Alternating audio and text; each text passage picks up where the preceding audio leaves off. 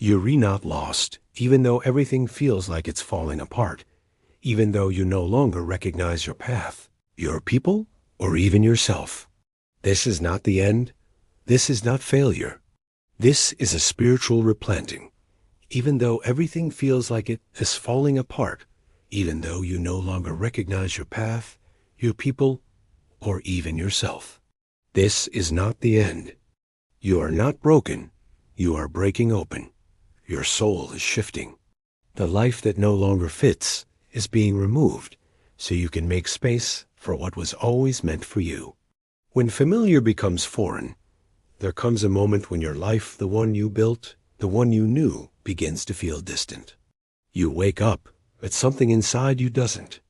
You walk through your routines, but they don't fit anymore. The friendships you used to run to now feel hollow. Your energy begins to resist what once felt normal. You crave something more, something deeper, yet you can't name it. This is not confusion. It's awakening a sacred internal rebellion against the inauthentic life. You were never lost, just uprooted. Think of a plant that outgrows its pot. If it stays, it withers. If it's moved, it struggles at first. The roots don't know where they are. The leaves droop. The soil feels unfamiliar, but in time the roots stretch. The plant breathes, and growth returns.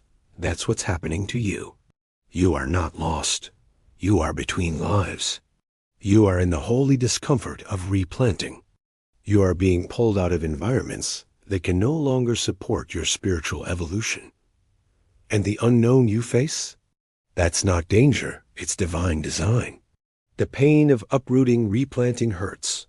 It looks like confusion, isolation, emotional fatigue. It feels like losing your spark, losing people you love, losing your certainty. But none of this is a mistake. It is your soul whispering, you don't belong where you once settled. It's okay to mourn the version of yourself that no longer fits. But know this, endings are sacred beginnings in disguise. Your soul knows the way, even when your mind can't see the path. The soil you needed was never where you were. Not every soil can hold the destiny you carry. Some places fed your survival, but not your growth.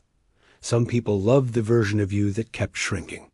Now, your spirit is reclaiming its size. And that means outgrowing what once felt safe. You were not meant to bloom in confinement. You were not meant to be loyal to limitation. This uprooting is a rescue, a divine correction, a new invitation to thrive beyond familiarity. In the dark, you're still growing. You don't see it yet, but the new roots are forming, silently, deeply, in the quiet moments of surrender, in the silence after letting go. You may feel empty, but the universe is clearing space. You may feel alone, but this is sacred solitude, not abandonment. Growth is loud only to those who listen in stillness. And in that stillness, the soil is blessing you with what you never knew you needed. Depth, grounding, truth. The signs that you're being replanted. You stop relating to old stories. You crave depth over noise. You detach from what you can't explain. You find peace in solitude. You begin to feel yourself, raw and real. These are not symptoms of being lost.